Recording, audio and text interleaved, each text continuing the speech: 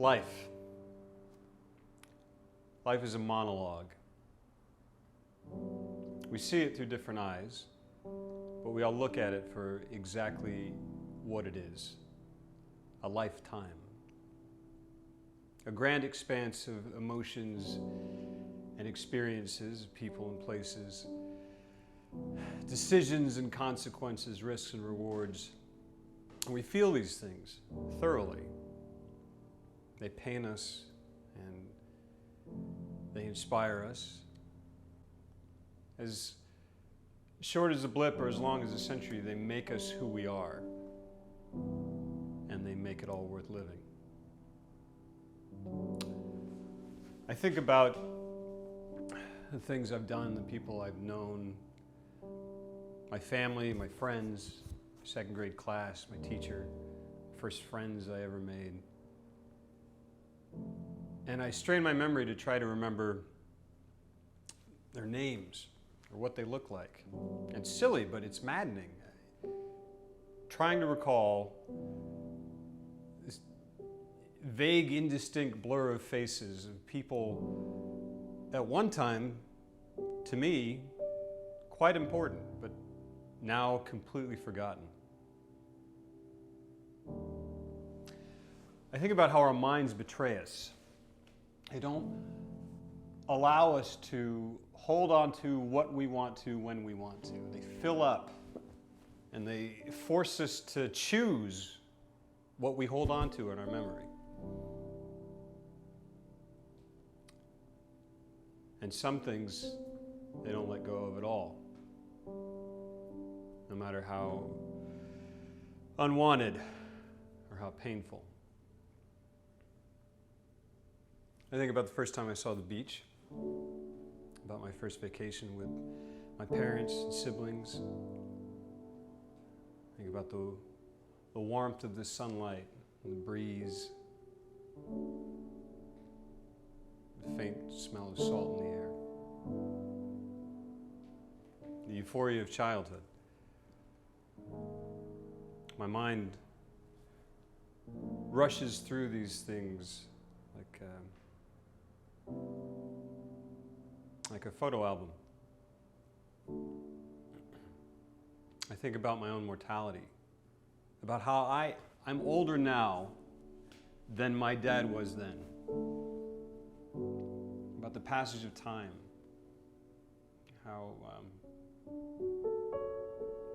quick it is, as fast and forgotten as a camera flash, but as lasting as the photo that it creates.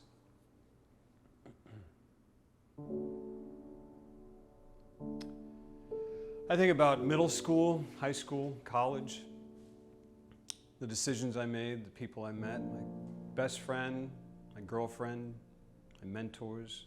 I think about the times I spent with them, those moments, the good times, the bad times. I think about my successes with a grand sense of pride. I think about the past with fondness and positivity. I think about what once was and what could have been. I think about my regrets,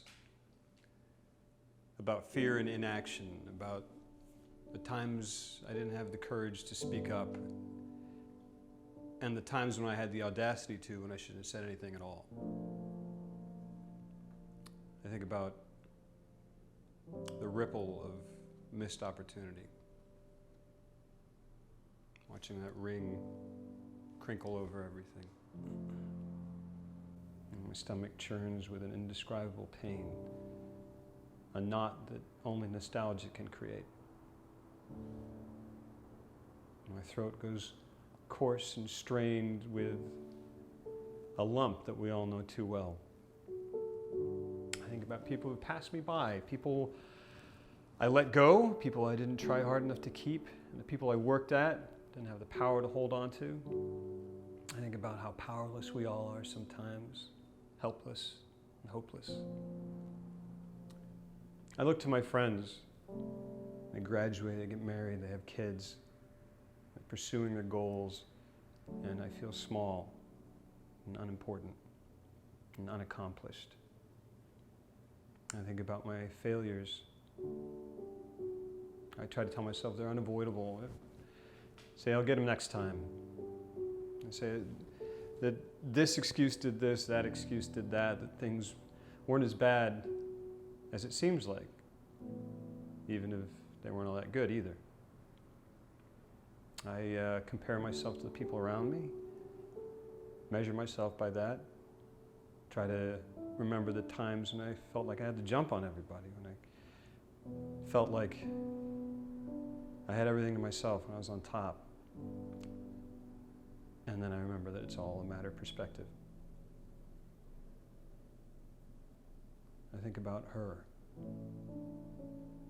and about how I lost her before I could even have her.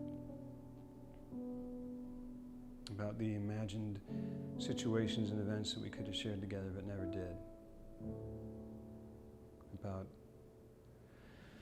the concocted joys that I drew in my mind and the reality together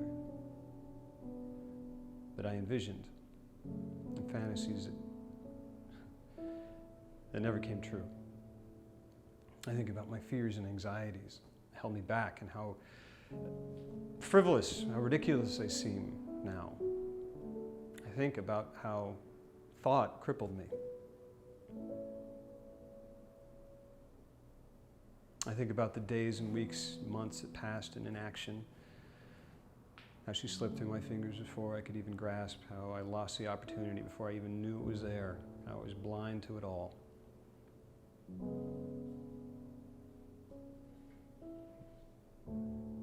I reflect on what I could have done differently, where I could have gone left, where I went right,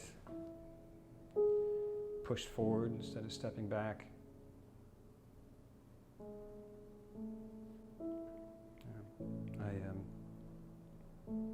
I try to compare my mistakes and misfires to my successes and try to convince myself that I could have done something more. That if time were reversed somehow, I could have changed things, could have made a different outcome, that things could have been different somehow. And that's what we do. We think about these things, and we think one of two things. One, we could change things, that we could go back and somehow have the power to be stronger, to be better.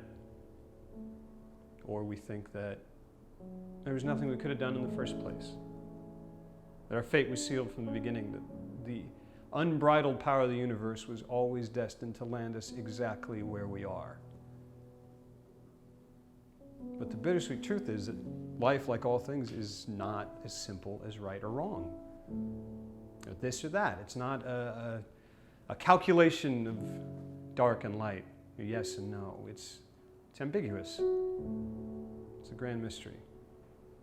And there's a just decision, sure, but there's no right answer to all of it. It's a chess game of confusion. It's a mess that we just try to sort out and make the best of. And if we're lucky, sometimes we're able to make some sense of it all. We live and breathe these things like a passage from a great book. The peaks and troughs throughout the epic story that we all tell. It's a lived-in novella packed with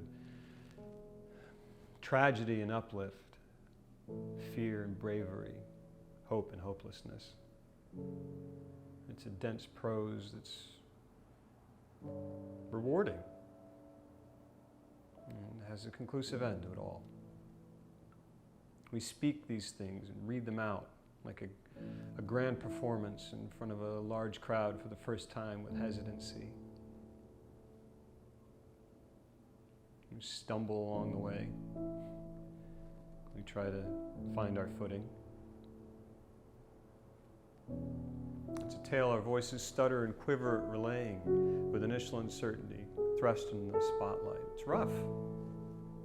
It's hard to perform. It's more difficult to sit in the theater of the mind and experience. It's an uncomfortable affair, to be sure, but it's a fantastically unique and unforgettable one nonetheless. It's important. It's meaningful. It's our purpose. And it's a purpose of grand design that ultimately ends in hope. Life is a monologue that we don't want to listen to, but all need to hear.